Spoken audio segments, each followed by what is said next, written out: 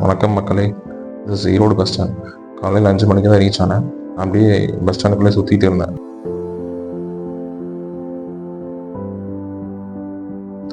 எங்கள் ஊருக்கு ஈரோடுலேருந்து ஒரு 18 கிலோமீட்டர்ஸ் போகணும்.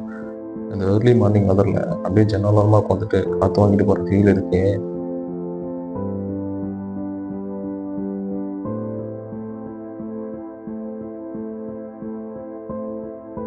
அப்புறம் அப்படியே இறங்கி நடந்து போயிட்டு இருந்தேன். ஒரு 6:30 இருக்கும். திடீர்னு மழை பெய்ய ஆரம்பிச்சிருச்சு. என்னடா இது, எனக்கு எல்லாமே புதுசாக இருக்குன்னு நினச்சிட்டு போயிட்டு இருந்தேன்.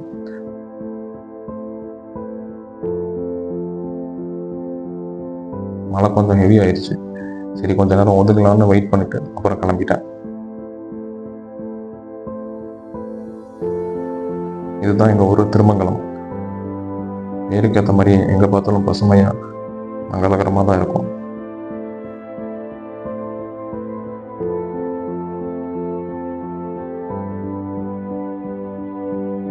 வீட்டுக்கு வந்துட்டு ஃப்ரெஷ் ஆகிட்டு ஒரு 8 மணிக்கு என்னோடய ஒர்க்கை ஸ்டார்ட் பண்ணிட்டேன்.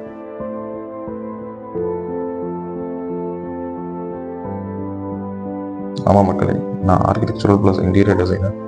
முன்னாடி பெங்களூரில் ஒர்க் பண்ணிட்டு இருந்தேன். இப்போ லாஸ்ட் ஒரு 1.5 இயர்ஸாக ஓனாக டிசைன் ப்ராஜெக்ட்ஸ் பண்ணிட்டு இருக்கேன். இன்னைக்கு வார்ம் அப்லாம் முடிச்சுட்டு ட்ரைசஸ் பண்ணலான்னு சொல்லிட்டு பண்ணிட்டு இருந்தேன். அப்புறம் நைட் ஒர்க்லாம் முடிச்சுட்டு கொஞ்சம் நேரம் ஜேர்னலிங் பண்ணேன். இது வரைக்கும் நீங்கள் ஜேர்னலிங் பண்ணதில்லை அப்படின்னா ட்ரை பண்ணி பாருங்கள். உங்கள் மனசில் இருக்க பாரமே குறைஞ்சி. தென் ரீடிங் டைம். சைக்கோ சைபர்நெட்டிக்ஸ் அப்படின்னு சொல்லி ஒரு தரமான புக்கு. செல்ஃப் இமேஜ் பற்றி சொல்லியிருப்பாங்க.